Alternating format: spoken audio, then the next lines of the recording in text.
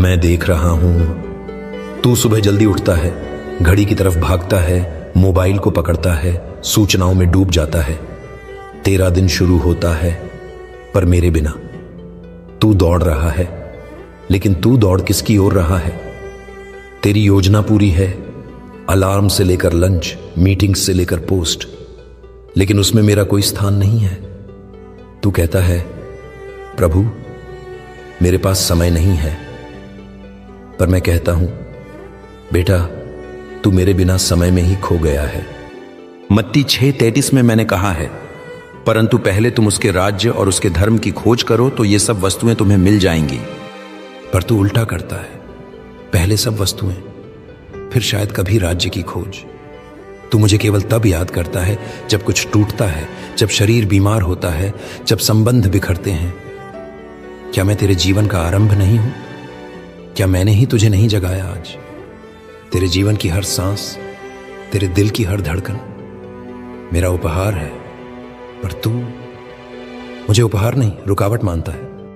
एक युवक था, बड़ा व्यस्त, कारोबार चलता था, लोग तारीफ करते थे।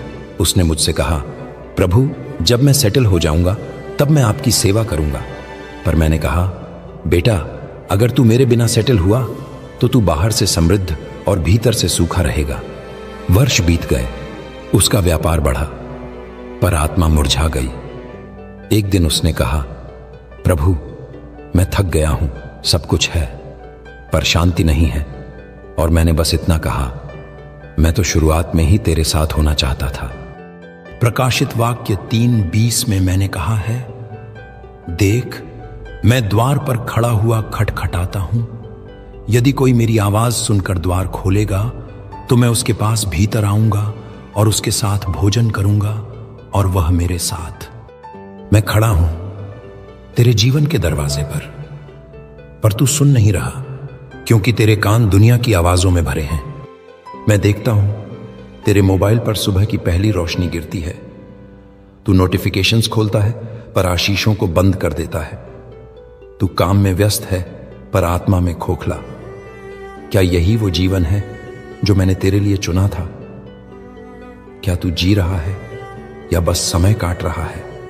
एक नन्हा बच्चा सुबह उठते ही अपनी मां की गोद में चला जाता है, ना कुछ मांगता है ना कहता है, बस वहां होता है। ऐसे ही मैं तुझसे चाहता हूं, तू मेरे पास आए, बिना एजेंडा, सिर्फ मेरे संग। क्योंकि जब तू दिन की शुरुआत मुझसे करता है तो बाकी का दिन मेरे प्रेम की सुगंध से भर जाता है। भजन संहिता 90:14 में मैंने कहा है, प्रभु भोर को हमें अपनी करुणा से तृप्त कर, जिससे हम जीवन भर जय जयकार और आनंद करते रहें। तू सोचता है समय नहीं है, पर मैं कहता हूं समय मेरे साथ बिताया जाए तो वही समय तेरे लिए अनंत में बदल जाता है। आज मैं तुझसे नहीं कहता कि तू दोषी है, मैं तुझसे कहता हूं कि तू भूला हुआ है और मैं तेरे हृदय के द्वार पर खड़ा हूं। क्या तू दरवाजा खोलेगा? सुबह की पहली किरण के साथ जब तू जागता है, तेरे फेफड़ों में जो पहली सांस जाती है वो मेरी दी हुई होती है। तेरा शरीर करवट बदलता है, तेरी आंखें धीरे धीरे खुलती हैं और मैं वहां खड़ा होता हूं तेरे पलंग के पास, तेरे चेहरे की ओर देखता हुआ। मैं कहता हूं, बेटा उठ, आज का दिन भी मैंने तेरे लिए बनाया है। भजन संहिता 118:24 में मैंने कहा है, यह वह दिन है जिसे यहोवा ने बनाया है, हम इसमें आनंदित और मग्न हों। पर तू क्या करता है? तू सीधा मोबाइल की स्क्रीन देखता है। पहला नाम जो तेरे होंठों पर आता है वह मेरा नहीं होता। तेरा मन जागता है दुनिया के साथ, पर आत्मा सोई रह जाती है। तेरे दिन की पहली सांस अगर मेरे नाम से होती तो तेरा दिन मेरी शक्ति से भर जाता। मैं तुझसे मांगता नहीं कि तू मुझसे घंटे बिताए, मैं बस चाहता हूं कि तू मुझे प्राथमिकता दे। जब तू आंखें खोले तो सबसे पहले मेरी ओर देख। एक लड़की थी जो हर सुबह उठते ही शीशे में खुद को देखती थी, बाल ठीक करती, कपड़े मिलाती, मेकअप लगाती, पर मन में डर छुपा रहता। लोग क्या सोचेंगे? एक दिन वह टूटी हुई मेरे पास आई। उसने कहा, प्रभु सब कुछ कर लिया, फिर भी लगता है मैं खो गई हूं। मैंने कहा, क्योंकि तू सुबह अपने चेहरे को देखती रही पर अपने सृजनहार की आंखों में नहीं झांका। मरकुस 1:35 में मैंने कहा है, और बहुत भोर को जब अभी अंधकार था वह उठा और बाहर एक सुनसान स्थान में गया और वहां प्रार्थना करने लगा। मैं भी जब पृथ्वी पर था तो सुबह का समय अपने पिता के साथ बिताया करता था। क्यों?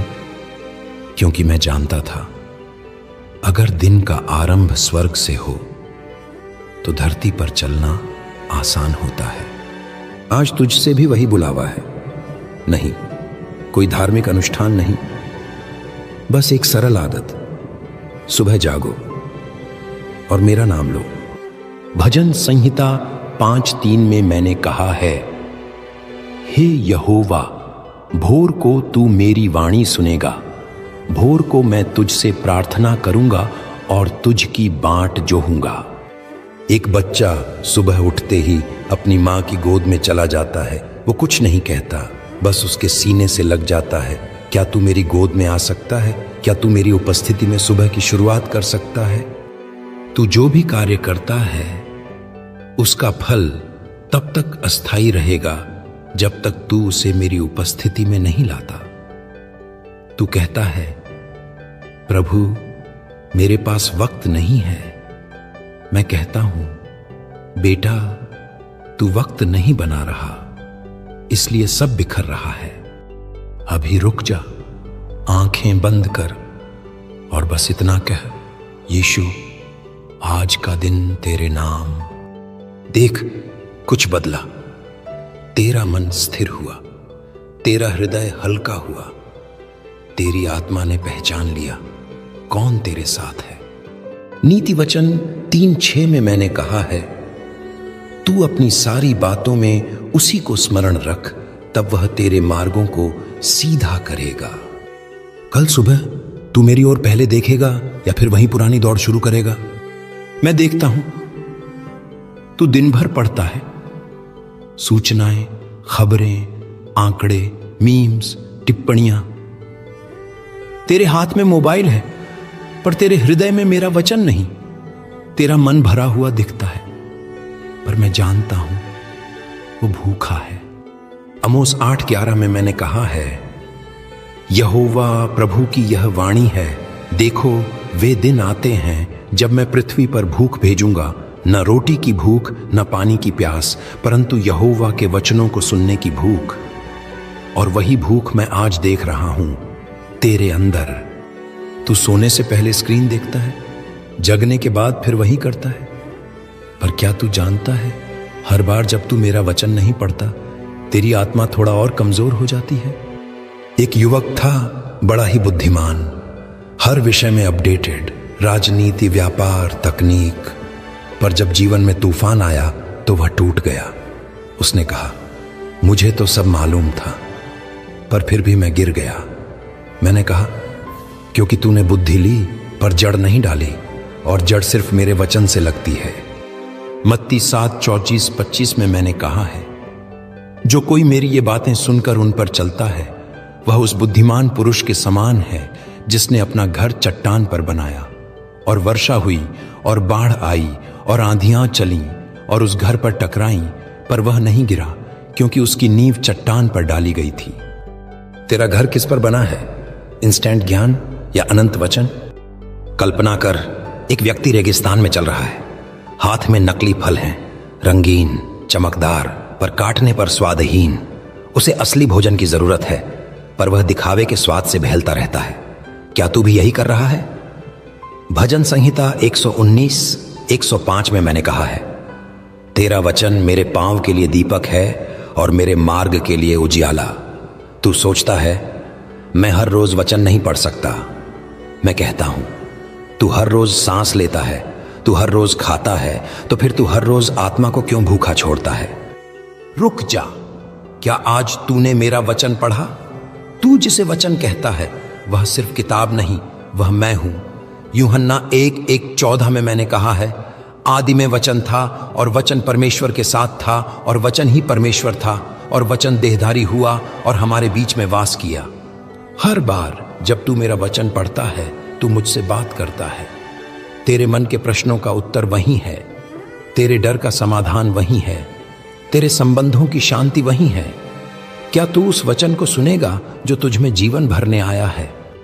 तू दूसरों को समझाना चाहता है, तू उनके जीवन में रोशनी लाना चाहता है, तू उन्हें आशीष देना चाहता है, पर तेरे अपने मन में तूफान मचा है। तेरे शब्दों में गूंज है पर असर नहीं, तेरे वाक्य सुंदर हैं पर उनमें शांति नहीं। नीति वचन 15:1 में मैंने कहा है, कोमल उत्तर क्रोध को शांत करता है पर कठोर वचन क्रोध को भड़काते हैं। जब तू खुद शांत नहीं तो कैसे किसी और को शांति देगा? तेरा मन लगातार भाग रहा है, एक विचार से दूसरे विचार की ओर, एक जिम्मेदारी से दूसरी तक, एक चिंता से दूसरी चिंता तक। और जब तू इस अशांत मन से बोलता है, तेरे शब्द टूटे हुए बर्तन की तरह होते हैं जिसमें से आशीष टपक जाती है। एक महिला थी परमेश्वर से प्रेम करने वाली। वह हर किसी को सलाह देती, प्रार्थना करती, उपदेश देती, पर उसका घर बिखर रहा था। उसने मुझसे कहा, प्रभु मैं सबके लिए बोलती हूं पर खुद टूट रही हूं। मैंने कहा, बेटी तू बोलती तो बहुत है पर मेरी उपस्थिति में मौन नहीं बैठती। भजन संहिता 46:10 में मैंने कहा है, चुप हो जाओ और जान लो कि मैं परमेश्वर हूं। कभी कभी शक्ति मौन में मिलती है। तेरे शब्दों को गहराई तब मिलती है जब वे मेरे मौन में जन्म लेते हैं। जब तू मेरी उपस्थिति में स्थिर होता है तब तेरे अंदर मेरी शांति उतरती है। और फिर जब तू बोलता है तेरे शब्द आत्मा को छूते हैं।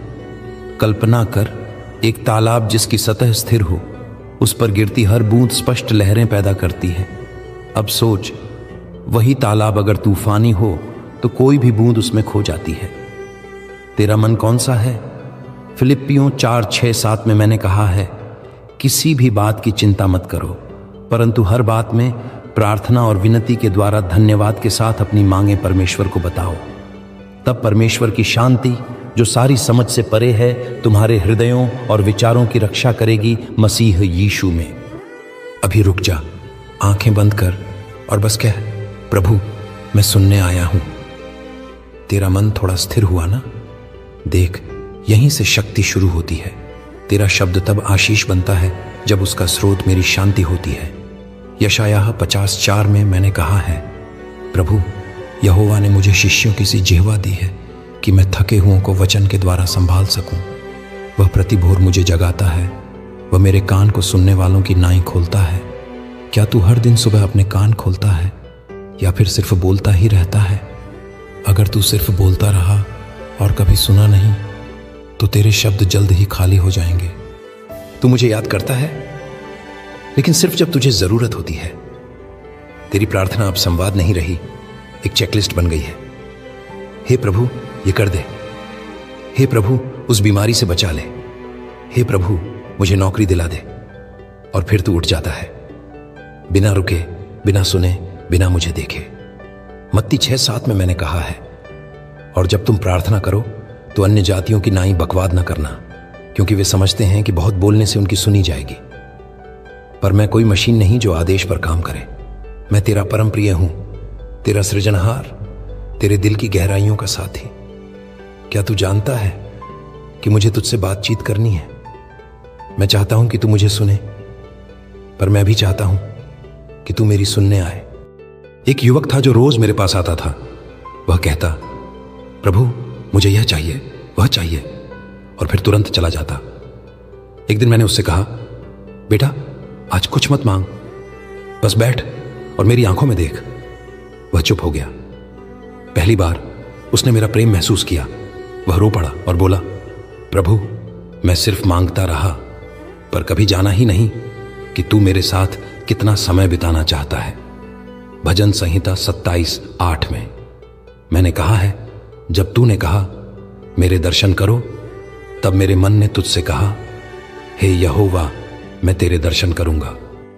तेरी प्रार्थना अगर सिर्फ शब्दों का संग्रह है तो वह जल्द ही थकावट बन जाएगी, पर जब वो मिलन बन जाती है तब वह ताजगी, जीवन और सामर्थ्य बन जाती है। तू कहता है, प्रभु मैं व्यस्त हूं, मेरे पास समय नहीं है। मैं पूछता हूं, क्या तू प्रेम के लिए भी समय नहीं निकालता? लूका 5:16 में मैंने कहा है, परंतु वह सुनसान स्थानों में जाकर प्रार्थना किया करता था। एक दूल्हा है जो अपनी दुल्हन से हर रोज सिर्फ फॉर्म भरकर बातें करता है, नाम, पता, जरूरतें। क्या वह प्रेम कहलाएगा? या वह जो प्रेम में हर दिन उसके पास बैठता है, उसे सुनता है, उसकी आंखों में देखता है, उसके मौन को भी समझता है? मैं तुझसे यही मांगता हूं, अब कुछ मत बोल, केवल मौन में बैठ जा और कह, यीशु मैं तुझसे प्रेम करता हूं। देख, कुछ बदल गया ना?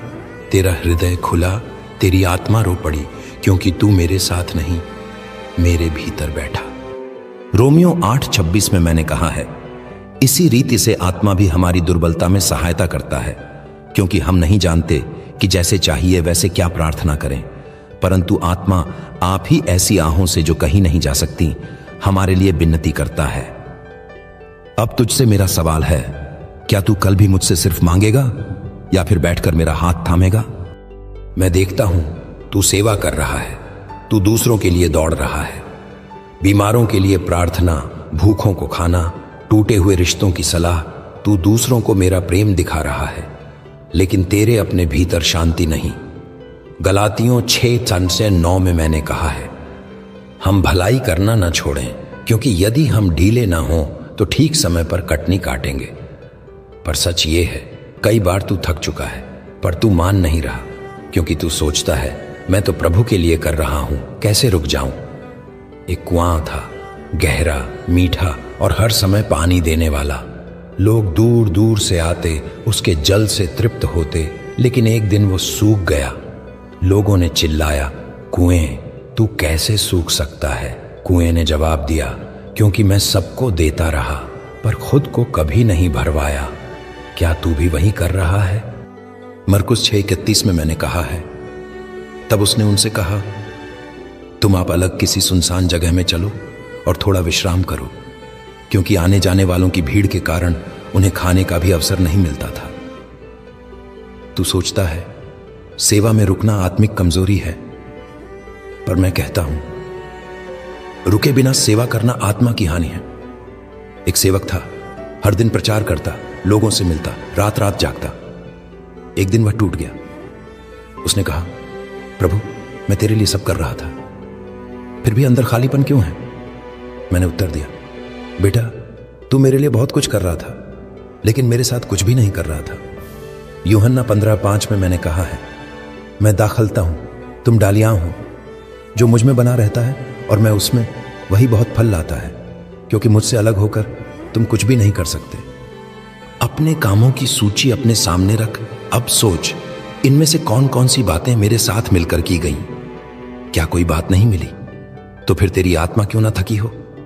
लूका 10:41-42 में मैंने कहा है, यीशु ने मार्था से कहा, मार्था मार्था तू बहुत बातों की चिंता और व्याकुलता करती है, परंतु एक ही बात आवश्यक है।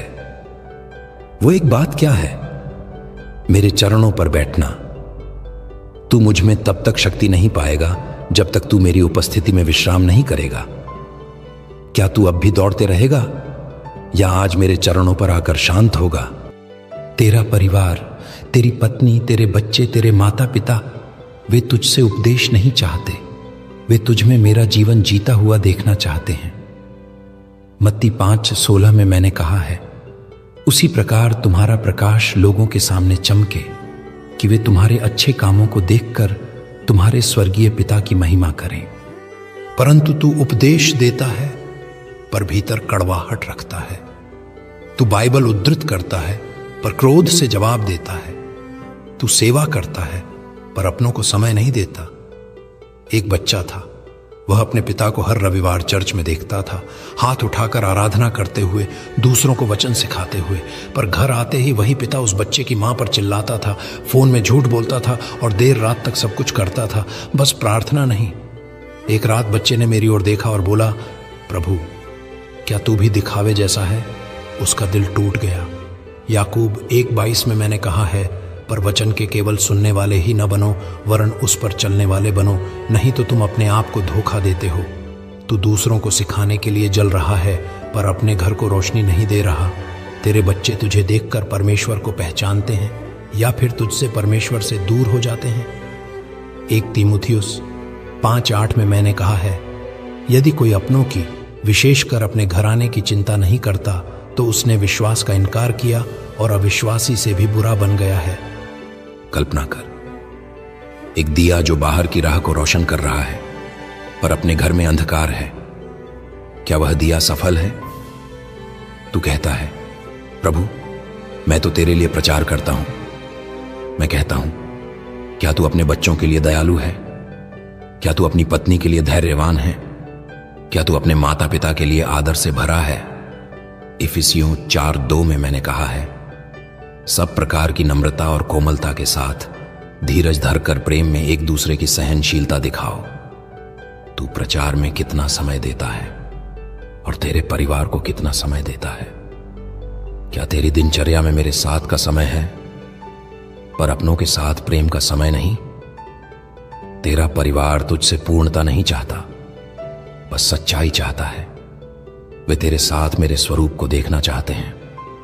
तू बाहर की दुनिया को जीत रहा है, पर क्या तू अपने घर को भी मेरी उपस्थिति से जीता रहा है? मैं सुनता हूं तेरी आत्मा की वो मौन पुकार जो रात को बिस्तर पर अकेले में निकलती है। प्रभु, क्या मैं तुझसे दूर जा रहा हूं? क्या तू अब भी मुझसे प्रेम करता है? क्या तू मेरे भागदौड़ वाले जीवन में अब भी उपस्थित है? हां, मैं अब भी तुझसे प्रेम करता हूं। मैंने तुझे तब भी नहीं छोड़ा जब तू अपने व्यस्त जीवन में मेरी ओर मुड़ना भूल गया। यिर्मयाह 31:3 में मैंने कहा है, मैंने तुझसे सदा प्रेम किया है, इसलिए मैंने तुझे अपनी करुणा से खींचा है। पर मैं तुझसे एक अंतिम प्रश्न पूछता हूं, क्या तेरा जीवन मेरी ओर दौड़ रहा है या मेरी पुकार के विपरीत दिशा में? कल्पना कर, एक रेलगाड़ी है जो बहुत तेजी से एक दिशा में भाग रही है। अचानक उसे एहसास होता है गंतव्य गलत है। अब उसके पास 2 विकल्प हैं, या तो गति बढ़ा दे या फिर ब्रेक लगाकर दिशा बदले। मैं आज तुझसे वही कह रहा हूं, रुक जा, दिशा बदल।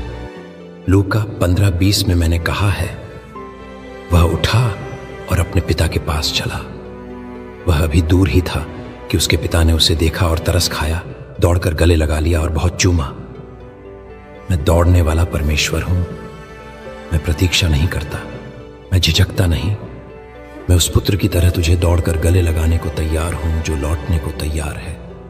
तू कहता है, प्रभु मेरी व्यस्तता अब मेरी पहचान बन गई है। मैं कहता हूं, मैं चाहता हूं कि मेरी उपस्थिति तेरी पहचान बने। मत्ती 11:28-30 में मैंने कहा है, हे सब परिश्रम करने वालों और बोझ से दबे लोगों, मेरे पास आओ, मैं तुम्हें विश्राम दूंगा। मेरा जुआ अपने ऊपर लो और मुझसे सीखो, क्योंकि मैं नम्र और मन में दीन हूं, और तुम्हें अपने प्राणों के लिए विश्राम मिलेगा, क्योंकि मेरा जुआ सहज और मेरा बोझ हल्का है। एक बार गहराई से सोच, क्या तू थक गया है? क्या तेरे भीतर कुछ चुपचाप रो रहा है? अगर हां, तो आज तेरा उत्तर मैं हूं। लौटा, लौटा उस पहली सी प्रेम में, लौटा उस प्रार्थना में जिसमें आंसू शब्दों से ज्यादा बोलते थे, लौटा उस संगति में जहां तू मेरे चरणों में बैठा करता था। और यदि तू सोच रहा है, प्रभु क्या मैं फिर से शुरू कर सकता हूं, तो मैं कहता हूं, हां, अभी और यहीं से। भजन संहिता 133:7-10 में मैंने कहा है, मैं तेरी आत्मा से बचकर कहां जाऊं, तेरे सामने से कहां भागूं? यदि मैं स्वर्ग पर चढ़ जाऊं, तू वहां है। यदि मैं अधोलोक में बिछाऊं, वहां भी तू है। यदि मैं भोर की किरणों पर चढ़कर समुद्र के पार बसूं, वहां भी तेरा हाथ मुझे संभालेगा और तेरा दाहिना हाथ मुझे थामे रहेगा। तू कहता है, मैं व्यस्त हूं। मैं कहता हूं, मैं प्रतीक्षा कर रहा हूं। अब निर्णय तेरा है।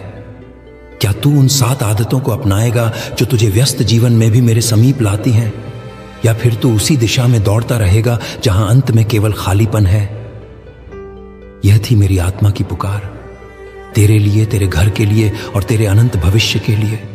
अब लौटा, मैं यहां हूं और मैं वही हूं जो तुझसे सदा प्रेम करता हूं।